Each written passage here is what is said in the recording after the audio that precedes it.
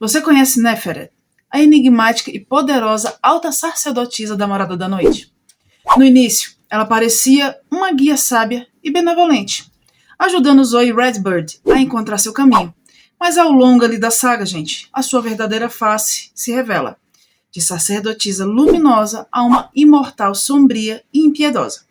Neferet se torna uma das vilãs mais marcantes ali da história. E o que a levou a essa transformação assustadora? Como ela se tornou tão poderosa? No vídeo de hoje vamos mergulhar na ascensão e queda de Neferet. Então, já deixa seu like, se inscreva aí no canal para não perder nada e deixe nos comentários um oi, um olá, uma cor, o que você quiser. Assim, o canal vai ter mais engajamento. Conto com todos, ok? Então, seguindo aí para a história. Antes de ser marcada, Neferet se chamava Emily Wyler, nascida em dezembro de 1877 em Chicago, Illinois. Ela era filha de Alice e seu pai, presidente de um banco poderoso, Barry Yates Wyler. Sua mãe faleceu quando ela ainda era muito jovem. Isso ocorreu um pouco antes dela completar 16 anos. Resultado de um parto prematuro que acarretou em uma perda grande de sangue e um bebê natimorto. E Emily, ainda adolescente, teve que assumir a responsabilidade como a dama da casa Wyler. Com o passar do tempo, seu pai começou a beber mais e a observá-la de uma forma que um pai jamais deveria. Emily, percebendo essa mudança, começou a colocar água na bebida do pai para que ela ficasse ali mais fraca, mais aguada. Mas nem sempre resolvia. Emily começou a ser proibida de sair e fazer as coisas que os jovens da época faziam, pois toda vez que tentava, seu pai mandava um empregado da casa buscá-la com a desculpa de que tinha algum assunto ali urgente para ser resolvido. Mas quando ela chegava ali em casa, não tinha nada urgente. Emily chegou ao ponto de ter que colocar uma grande cômoda em frente à porta de seu quarto.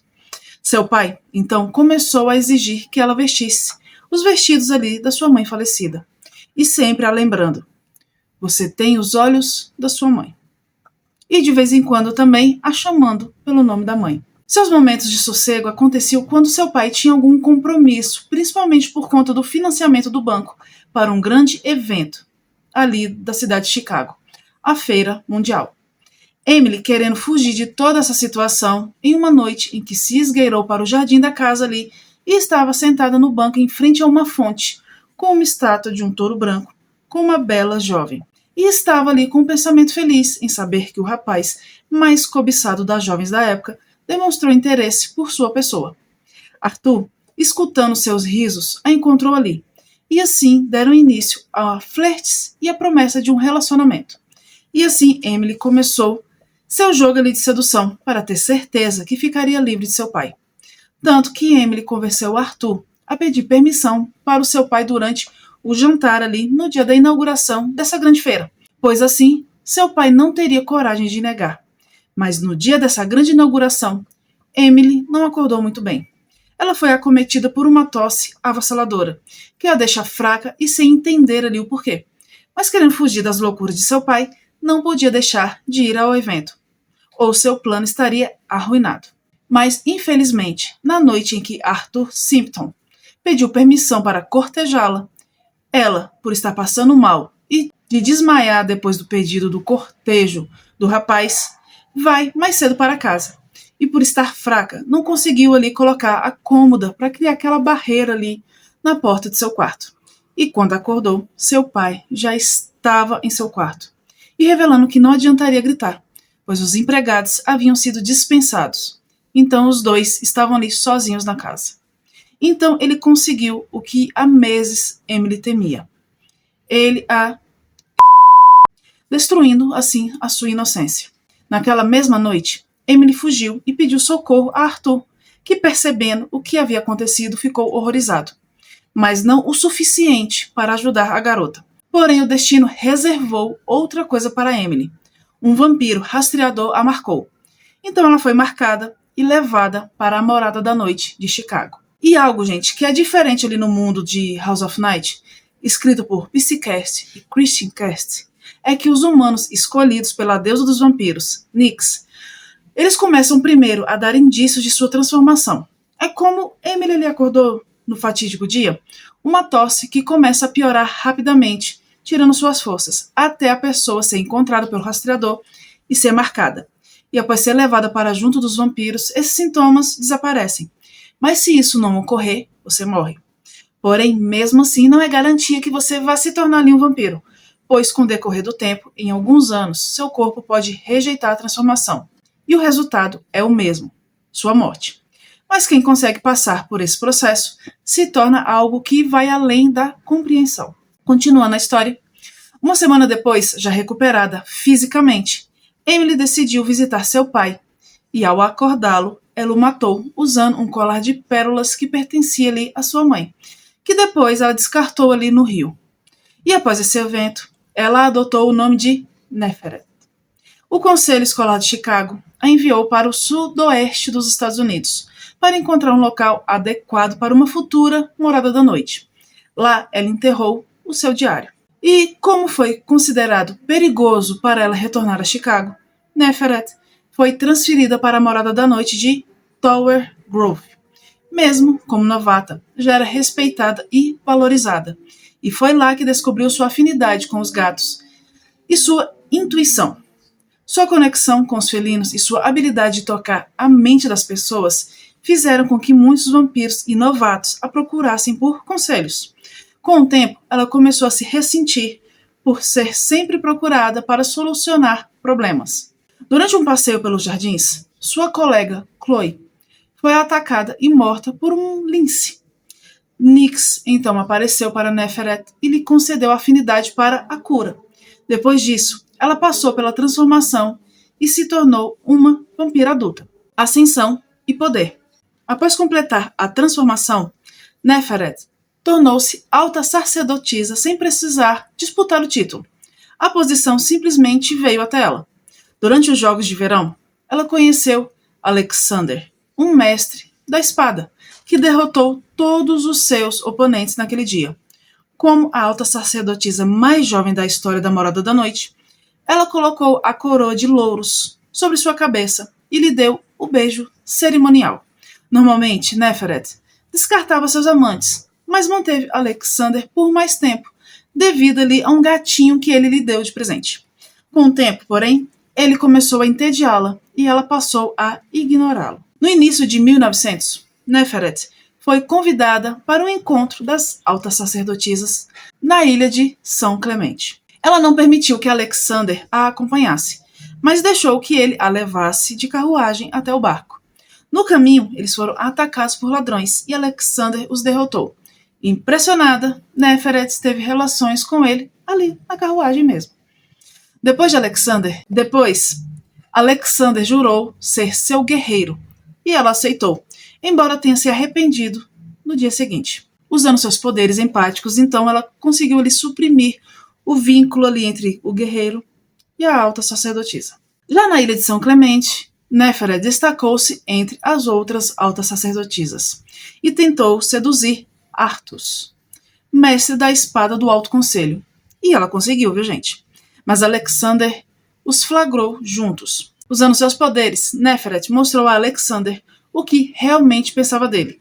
Pouco depois, Alexander foi encontrado morto. Fingindo estar de luto, Neferet tentou se reaproximar de Artus, mas ele a rejeitou, desprezando-a. Furiosa, então, ela o chantageou. E quando soube da morte de Artus, Neferet sorriu. No dia seguinte, acendeu a pira funerária de Alexander e deixou a ilha. Bem fria, né? Durante, então, ali, a viagem de volta, caiu em desespero, acreditando que jamais encontraria um homem à sua altura. Foi então que ouviu pela primeira vez o sussurro de Kalona, um anjo caído. Conexão com Kalona e a ascensão à escuridão. De volta à morada da noite de Tower Grove, todos demonstraram preocupação com Neferet, mas ela se isolou e passou muito tempo em meditação e oração, que na realidade, seus momentos de oração eram estados de transe induzidos por drogas, nos quais ela ansiava inconscientemente por Kalona. Ele começou a invadir sua mente, manipulando-a. Neferet então passou a questionar as tradições modernas dos vampiros e desenvolveu o desejo de libertar Kalona de sua prisão injusta. Acreditava que governaria ao lado dele, trazendo uma nova era em que os vampiros não precisariam mais viver em paz com os humanos, a quem ela via como inferiores. Determinada a mudar o equilíbrio entre vampiros e humanos, ela colocou em prática um plano para libertar Kalona e iniciar seu reinado sombrio. Usando-lhe a perda de seu guerreiro como desculpa, Neferet começou a viajar como embaixadora de Nyx, visitando diferentes moradas da noite. Com sua inteligência e astúcia, sabia exatamente como lidar com cada alta sacerdotisa. Fosse elogiando, fosse desafiando ou, por que não, ameaçando. Com o tempo, ganhou uma posição de destaque ali na comunidade vampira. Em 1927, foi uma das altas sacerdotisas convidadas para um evento de gala promovido pelos milionários humanos, Waite e Genevieve Phillips, que celebravam a inauguração da mansão Philbrook. Neferet não se importava com a festa nem com os anfitriões humanos, mas via poder na cidade. Durante 75 anos, ela manipulou, subornou e intimidou o Alto Conselho Vampiro, até conseguir ser nomeada a nova alta sacerdotisa da Morada da Noite de Tulsa. Foi nesse período que começou a descobrir sua verdadeira natureza como a rainha Cicely. Transformação final. Convocada para a Morada da Noite de Tulsa, para aliviar o sofrimento de um novato à beira da morte, Neferet era reverenciada por sua capacidade de acalmar aqueles que estavam rejeitando a transformação. No entanto, enquanto acalmava-lhe o novato moribundo, ela secretamente se alimentava de sua energia vital. E eles estavam fracos demais para alertar os outros. Quando uma novata chamada Cristal morreu em seus braços, Neferet fingiu um colapso emocional. Os guerreiros acreditaram que ela estava sofrendo ao ver sua primeira aluna morrer em sua nova morada da noite. Mas, na verdade, foi nesse momento que ela reconheceu seu destino: tornar-se a deusa Cicely. Desde sua primeira aparição em Marcada, Neferet é apresentada como uma figura carismática e poderosa. Como alta sacerdotisa da Morada da Noite, ela exerce um papel de liderança e é amplamente respeitada pelos vampiros e novatos. Para Zoe Redbird, recém-chegada à escola, Neferet parece ser uma mentora acolhedora, oferecendo-lhe apoio e demonstrando um interesse especial em seu crescimento e incentivando seu desenvolvimento como futura sacerdotisa. No entanto, apesar de sua aparência benevolente, pequenos detalhes ali sugerem que há algo errado ali com ela. Neferet ignora os comportamentos abusivos de Afrodite e desencorajam qualquer um que questione sua autoridade. Além disso, os desaparecimentos misteriosos de novatos e o silêncio em torno do assunto indicam que ela esconde segredos. Em Traída, a verdadeira face de Neferet começa a se revelar. Quando assassinatos de humanos ocorrem, ela faz de tudo para encobrir qualquer suspeita que possa recair sobre os vampiros. Zoe, agora mais atenta às manipulações da alta sacerdotisa, tenta confrontá-la sobre os vampiros vermelhos, mas Neferet finge não saber de nada. E cada vez mais ela usa sua posição para controlar as informações e isolar a Zoe, garantindo que sua influência continue inquestionável. Apesar de sua fachada, torna-se evidente que Neferet não é apenas uma sacerdotisa autoritária, mas alguém que está disposta a mentir e manipular para manter o controle absoluto. Já em Escolhida, Neferet abandona qualquer pretensão de bondade para Zoe. Embora a maioria da escola ainda a veja como uma líder justa, fica claro que seu verdadeiro objetivo é garantir seu próprio poder, custe o que custar. Stevie Ree, que deveria estar morta, é mantida em segredo, evidenciando que Neferet está profundamente envolvida com as trevas. Além disso, ela se torna ainda mais impiedosa e perigosa, eliminando qualquer um que represente uma ameaça ao seu domínio. Zoe, agora plenamente consciente de sua vilania, sabe que não pode mais confiar nela, mas precisa agir com cautela, pois Neferet ainda tem a confiança de quase todos. Em Indomada, a imagem de Neferet como líder benevolente começa a ruir, pelo menos para Zoe e seu círculo de amigos. No entanto, para a maioria da Morada da Noite, ela ainda mantém a ilusão de ser uma sacerdotisa sábia e justa. Neferet agora está completamente entregue às trevas, mas continua manipulando a todos para esconder sua verdadeira natureza. Seu maior ato de traição acontece quando ela convoca Kalona, um antigo e poderoso ser imortal que foi aprisionado séculos antes. Ela o liberta acreditando que ele será seu aliado e ajudará a consolidar seu domínio, mas subestima sua influência e a devoção que ele desperta nos outros. Com a chegada de Kalona em Caçada, Neferet reforça sua posição como grande vilã da história. Ela se proclama a consorte dele e se torna ainda mais cruel e impiedosa. Sua influência sobre a escola cresce de maneira assustadora, já que muitos novatos e vampiros adultos caem sob o encanto de Kalona, acreditando que ele é uma figura divina. Zoe e seus amigos, no entanto, percebem que ele não é o salvador que Neferet tenta fazer parecer, mas sim uma entidade perigosa que ameaça a todos. Neferet, cega pelo desejo de poder, ignora os riscos e continua determinada a reinar ao lado dele, disposta a eliminar qualquer um que se oponha a seus planos. Já intentada, Neferet começa a perceber que manter o controle não será tão fácil quanto imaginava. Zoe e seu grupo conseguem resistir à influência de Kalona e começam a reunir forças contra ela. Além disso, Kalona, apesar de inicialmente seguir seus comandos, não é um mero subordinado. Ele tem seus próprios interesses e não aceita ser controlado completamente. Isso gera um conflito entre os dois, pois Neferet deseja ser a única autoridade suprema, enquanto Kalona não é alguém que aceita ordens sem questionar. A arrogância de Neferet começa a ser um problema para seus próprios aliados, e sua relação com Kalona se torna mais tensa. Mesmo assim, ela segue manipuladora e perigosa, determinada a destruir Zoe e qualquer um que se oponha ao seu reinado sombrio. Em Queimada, Neferet continua sua escalada rumo ao poder absoluto, mas sua relação com Kalona começa a se deteriorar. O antigo guerreiro imortal, que antes parecia ser seu maior trunfo, agora questiona suas decisões e demonstra sinais de que pode traí-la. Apesar disso, Neferet mantém seu domínio sobre a Morada da Noite e sobre muitos dos vampiros, manipulando-os para que continuem fiéis a ela. Seu controle sobre as trevas se fortalece, tornando-a ainda mais perigosa e imprevisível.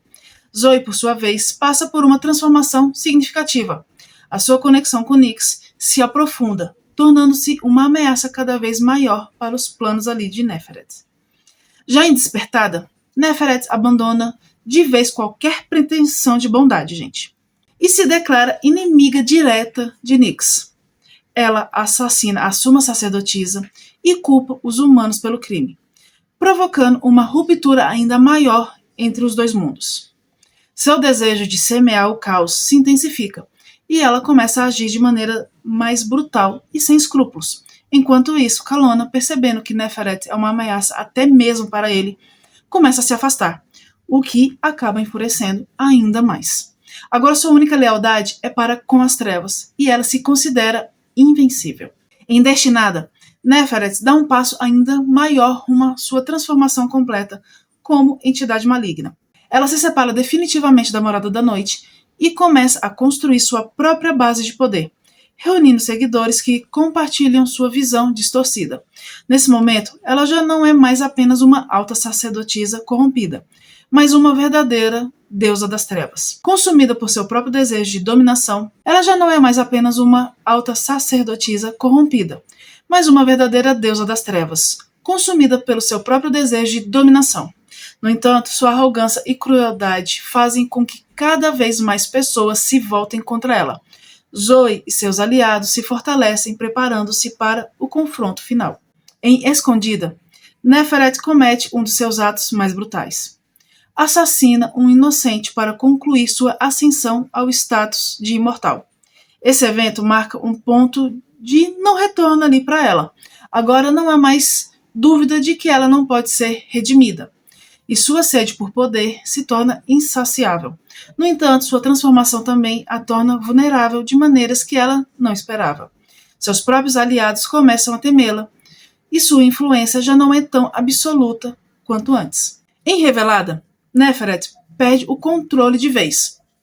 Sua arrogância e brutalidade acabam afastando até mesmo aqueles que antes a seguiam cegamente. Sem aliados confiáveis, ela se isola em seu próprio mundo de trevas, tornando-se cada vez mais instável e perigosa. Zoe e seus amigos veem isso como uma oportunidade para finalmente derrotá-la. A batalha contra Neferet se intensifica e o destino da Morada da Noite, assim como de todos os vampiros e humanos, depende do resultado deste confronto. Por fim, em Redimida, Neferet atinge o auge de sua loucura e maldade.